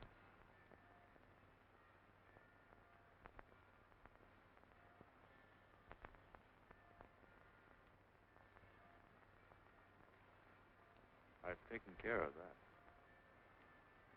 I've already mailed a copy of this letter to Mr. Cannell. John, why don't you forget this foolishness? Stop right where you are, Mr. Norton, if you don't want to go overboard with me.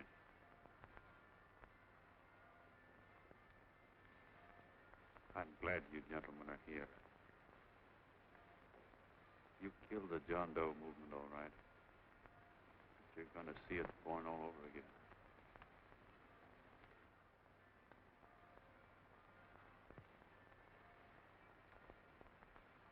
Now, take a good look, Mr. Norton. John! John! Oh, John, no, I won't let you unlock your darling. Oh, please. Please don't give up. We'll start all over again. Just you and I. It isn't too late. The John Doe movement isn't dead yet. You see, John, it isn't dead or they wouldn't be here. It's alive in them. They kept it alive by being afraid of. That's why they came up here. Oh, darling. Sure, it should have been killed. It was dishonest. But we can start clean now. Just you and I. It'll grow, John, and it'll grow big because it'll be honest this time. Oh, John, if it's worth dying for, it's worth living for. Oh, please, John. Oh. Oh, please, please, God, help me. John, look at me. You want to be honest, don't you? Well, you don't have to die to keep the John Doe idea alive. Someone already died for that one. The first John Doe. And he's kept that idea alive for nearly 2,000 years. It was he who kept it alive in them. And he'll go on keeping it alive forever and always. For every John Doe movement these men kill, a new one will be born. That's why those bells are ringing, John. They're calling to us. Not to give up, but to keep on fighting, to keep on pitching. Oh, don't you see, darling? This is no time to give up. You and I, John, we... Oh, no. No, John. If you die, I want to die, too. Oh, I love you.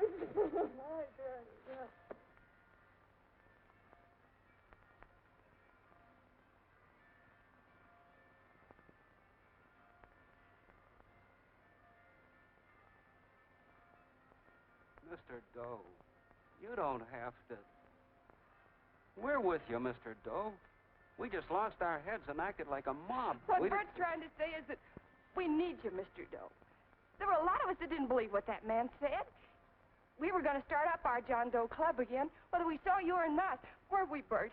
And there were a lot of others that were going to do the same thing. Well, Mr. Sourpuss even got a letter from his cousin in Toledo. I got it right here, Mr. Doe. Only it'd be a lot easier with you. Please. Please come with us, Mr. Doe.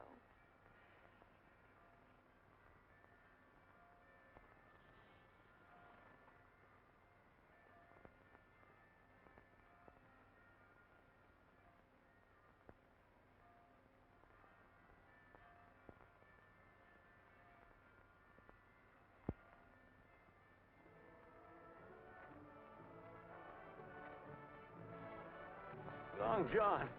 Mr. Doe. Here, we'll help you with it. She'll be all right. Mr. Doe, take her right down to the car. Right up. We got a car right down.